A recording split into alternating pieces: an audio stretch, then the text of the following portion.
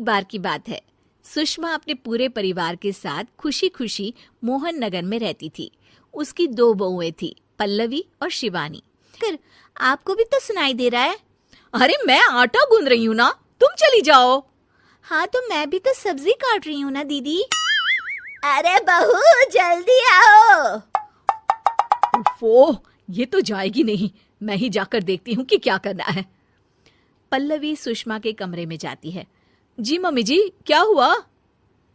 शाम को घर पर कुछ मेहमान आने वाले हैं, तो तुम अच्छा सा खाना बना लेना बहू। ठीक है मम्मी जी, आप बता दीजिए क्या क्या बनाना है और कितने लोग आ रहे हैं।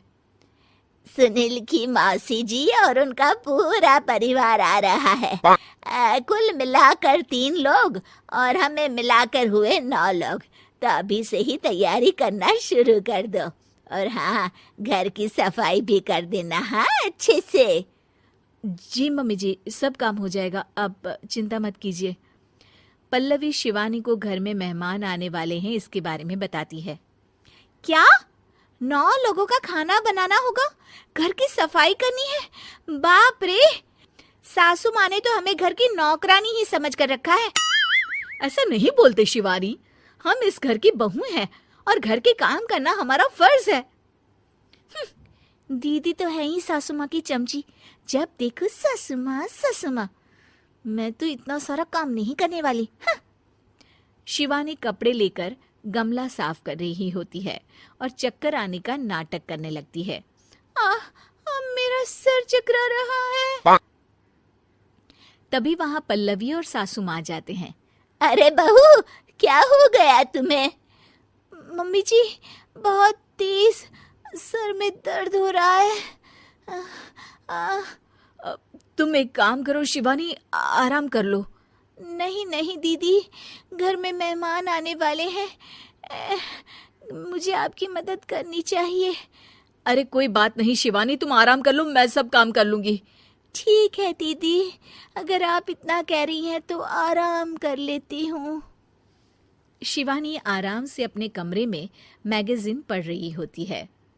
इसे कहते हैं आराम की जिंदगी।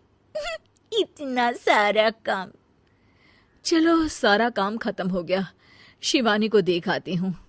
शिवानी अपने कमरे में ईयरफोन में गाने सुनते सुनते सो जाती है और उसके साइड में मैगजीन भी रखी होती है। पल्लवी वहां आ जाती है और वो सब देखती है। ओहो, तो मतलब सब काम चोरी का बहाना था। अभी बताती हूँ इसको।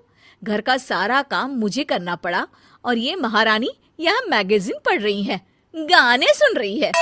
पल्लवी रसोई से एक प्लेट और चम्मच लेकर आती है और शिवानी को थाली बजाकर उठाने लगती है। शिवानी अचानक से उठती है। उठ गई महारानी, गाने भी सुन लिए, मैगजीन भी पढ़ ली। तुम तो बहुत बड़ी झूठी निकली शिवानी। तुमने सर दर्द का बहाना बनाया ताकि काम करने से बच सको। हाँ बनाया बहाना, तो क्या करती, इतने सारे काम करती। मुझे कोई शौक नहीं है चापलूसी का। क्या चापलूसी? तुम्हें लगता है कि मैं सारे काम चापलूसी के लिए कर रही हूँ? और नहीं तो क्या। तभी वहां सासू माँ आ जाती हैं। अरे बहू, वो लोग बस आने ही वाले हैं, तुम तैयारियां कर लो। जी सासू माँ, तुझे तो मैं बाद में देखती हूँ। सब खाना खाने बैठते हैं और खाना शुरू करते हैं। तभी सुनील की मौसी बोलती है। वाह भाई वाह, खाना तो बहुत ही अच्छा बना है सुषमा जी, एक एक चीज में क्या स्वाद है। ये सुनकर शिवानी मुंह बना लेती है। उसे अपनी जेठानी की इतनी तारीफ रास नहीं आती। आपकी बहुएं तो बहुत ही अच्छा खाना बनाती हैं। हाँ, बनाती तो दोनों ही अच्छा है, पर आज ना ये सारा खाना बड़ी बहू ने बनाया है। छोटी बहू की तबीयत ठीक नहीं थी, सो इसलिए। मानना पड़ेगा सुषमा जी, आपकी बड़ी बहू तो बहुत ही गुणवान है। पल्लवी की तारीफ सुनकर शिवानी को जलन होती है। पल्लवी ये सुनकर खुश हो जाती है और शिवानी की तरफ देखकर उसे चिढ़ाती है। कुछ देर बाद मेहमानों के जाने का वक्त हो जाता है। मौसी जी सबके लिए उपहार लाई होती है। वो सबको शगुन के पैसे देती हैं और अंत में पल्लवी के पास आती है। तुम्हारे लिए शगुन का लिफाफा तो है ही, पर बहू तुम्हें एक और उपहार भी मिलेगा इतना अच्छा खाना बनाने के लिए। मौसी अपने सोने के कंगन निकालकर पल्लवी को पहना देती है। ये लो, ये मेरे मनपसंद कंगन है, अब से ये तुम्हारे हुए। धन्यवाद मौसी जी। ये देखकर शिवानी तो पूरी तरह से जल जाती है और गुस्से से रसोई में चली जाती है। तभी वहां पल्लवी आ जाती है और उसे अपने कंगन दिखाने लगती है। देवरानी जी, अब आपका सर दर्द ठीक तो है ना?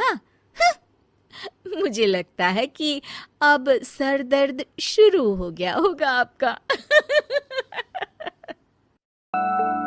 वीडियो अच्छा लगा हो तो लाइक शेयर सब्सक्राइब और कमेंट तो जरूर करें। धन्यवाद वीडियोस देखने के लिए।